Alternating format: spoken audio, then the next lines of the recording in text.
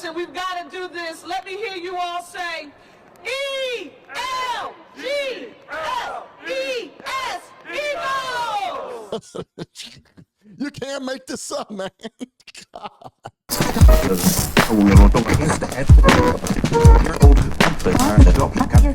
Well. What better way to represent your constituents in showing that the educational system is failing us? God, Sherelle Parker, man. Can anybody, can I buy a D, a E, and a I? Jeez, DEI, baby, DEI higher. Well, we got Mayor of Philadelphia. Hours before Eagles advanced the NFC Championship game in Snow Bowl 2.0, Philadelphia Mayor Sherelle Parker committed a cardinal sin in the city. She botched an Eagle chant. Okay, maybe it's not that serious, but Parker did flub the Eagles chant before the Birds' 28-22 win over the Los Angeles Rams in an NFC divisional playoff game. Here's how it went down. Let me be 1,001% clear. Traveling to the Eagles game today is essential travel. If you are driving, just go slow, but get there. If you are catching SEPTA and mass transit, just get on mass transit and get there. But making it to our Philadelphia Eagles game on today is essential. Thank you all so very much, and we now want to take some questions. Any? Well, listen, we've got to do this. Let me hear you all say, E-L-G-L-E-S, Eagles! Let's go, Birds! Jesus Christ. How are you the mayor of Philadelphia and you can't spell Eagles? How are you the mayor and you control and lead an entire city and you struggle with English? I mean, this just shows that meritocracy doesn't exist right now. It doesn't exist for leadership, and it damn sure doesn't exist for media. I mean, Jesus Christ, man. It's funny, but it's not funny. I think I seen on a Google search, it was up to 52% of adults in Philadelphia are illiterate. And something like 40% of them are they struggle to fill out an application, a job application. So, I mean, it doesn't surprise me with these people, man. This is the Democratic Party. But one thing that I wanted to point it out is, who is Sherelle Parker? And the new mayor is already working on her first official day in office, signing 3 executive orders, including one that declares a public safety emergency in Philadelphia. Here's Steve Keeley. The mayor's first act on her first day will likely make many Philadelphians happy, but also, more than a few, extremely skeptical. Trying to end the sense in the city that so many laws simply just aren't enforced. Car theft, shoplifting, yes, that retail theft and the illegal use of ATVs that diminish our quality of life. Philadelphia's new mayor announcing she's taking a new approach to some old problems. The constant crimes that have given so many the impression that laws have not been enforced in this city in recent years. We're going to make our city safe for the people who live here, who work here, and who come into our city from the suburbs and from across the country and from across the world. And the now world-renowned, shameful, sad open-air drug markets, especially in the city's Kensington section.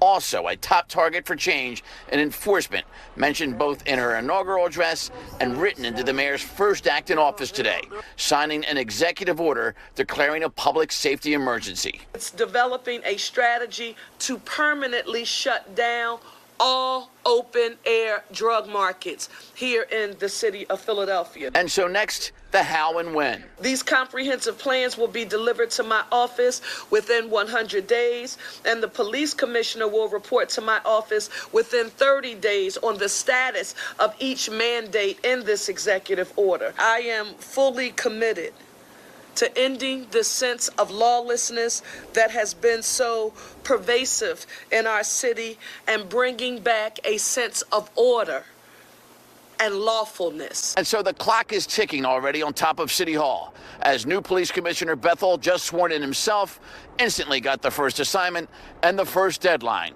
30 days to get an action plan in place to clean up Kensington and all those other items in the public safety executive order. So he'll likely be announcing his own executive team real quick, too, and handing out his own deadlines to his own staff as early as this week.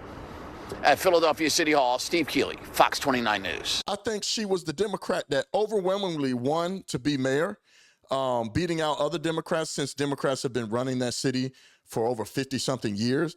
But she's the first woman mayor, and she ran off of something different. What I've already done, and this is the difference, Reverend, I've been couching my entire campaign platform on a James Baldwin quote that moves me when he says that I can't believe what you say because I see what you do. And right now, Philadelphians don't believe that we have the kind of leadership necessary to address this issue. So I'm proud to have introduced a comprehensive neighborhood safety and community policing plan. And I did so, Reverend, this is important. Before a poll said public safety was the #1 priority, I introduced a plan that people told me I could get canceled for. What did it include? It included adding officers on our street to engage in community policing. What does it mean, Sherelle? How about officers walking our streets, riding bikes? They're not in response to a 911 call,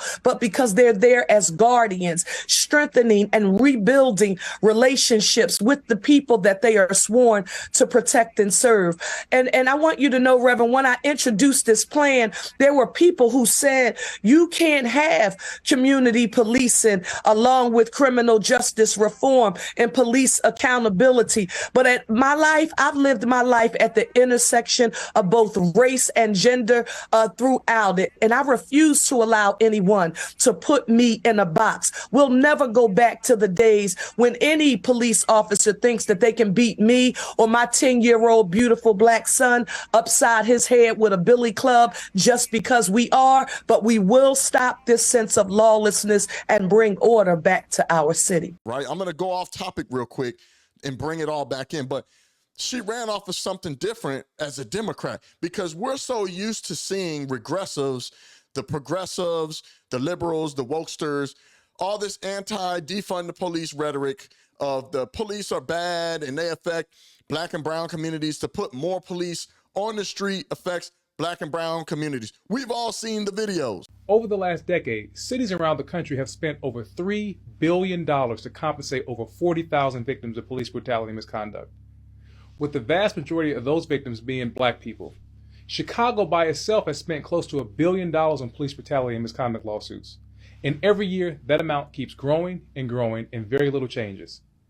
A young black man has a greater chance of being shot by the police than he does of winning the lottery. That means if you're a young black man, you won't win the Powerball, but you very well might get shot by the police. Kindling, let's talk about the police. We know that the police are here to protect and serve. Yeah, because I'm going to be doing this throughout, because there's a kind of hymn book that we sing from, right? We know, right? We know the police are here to protect and serve. So in this protect and serve, except in Ferguson, they looked at that black population as revenue generators. So you're doing 26 and a 25, boom, ticket. I don't think you fully stopped at that stop sign.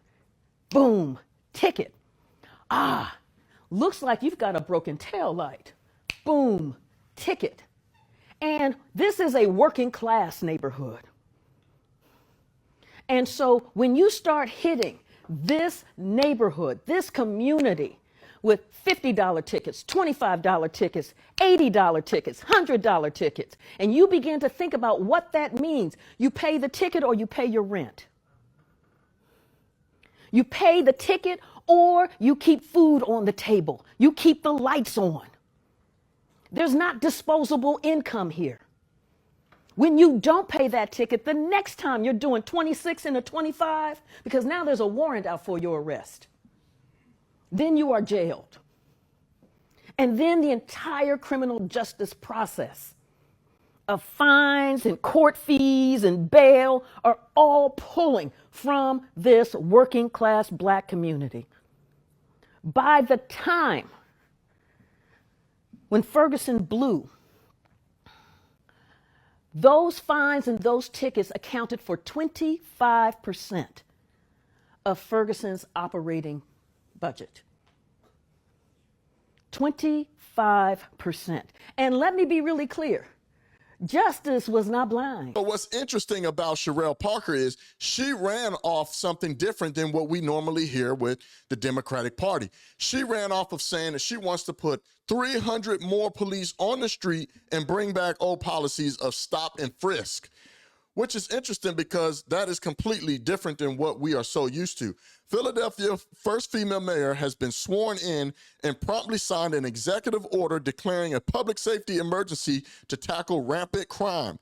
Cheryl Parker, a 51-year-old Democrat and long-serving councilwoman, campaigned on a centrist platform of safety, jobs, and city service. She promised on the campaign trail to hire 300 more police officers, including community officers, and restore constitutional stop and frisk. She has also put forth the idea of making school year-round to reduce juvenile delinquency.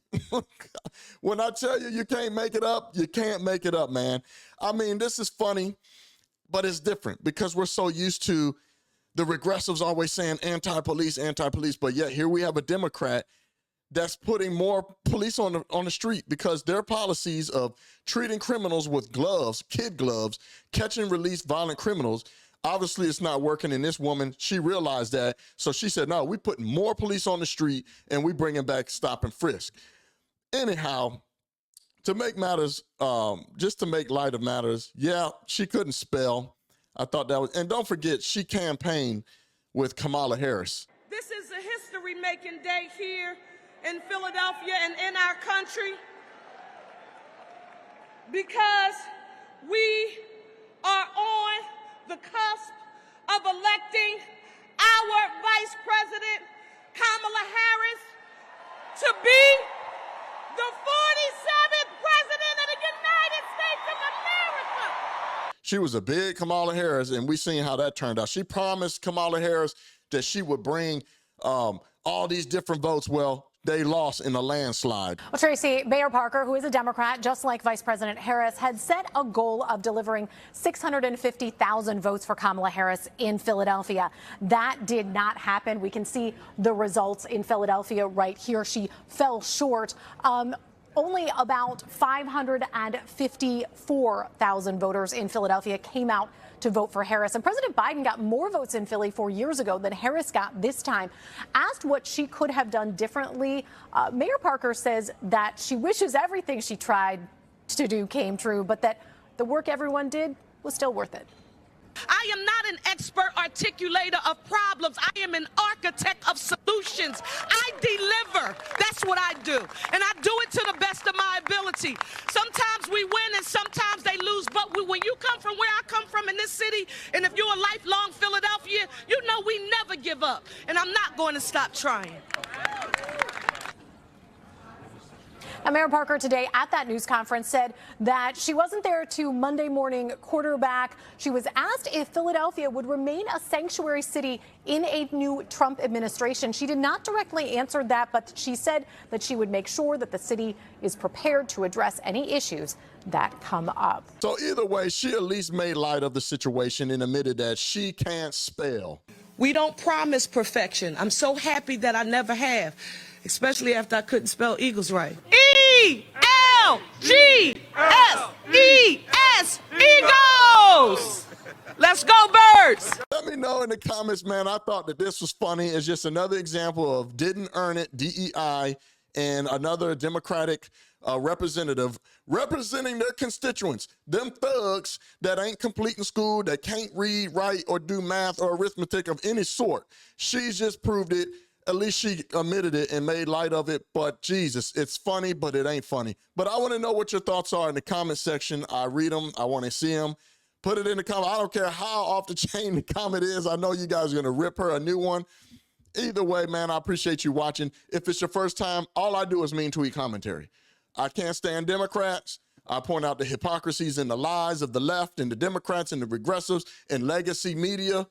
And I'm anti-woke. So the wokesters, the woke revolutionaries, the black KKK collective group thing, they don't like me. That's the kind of channel I have.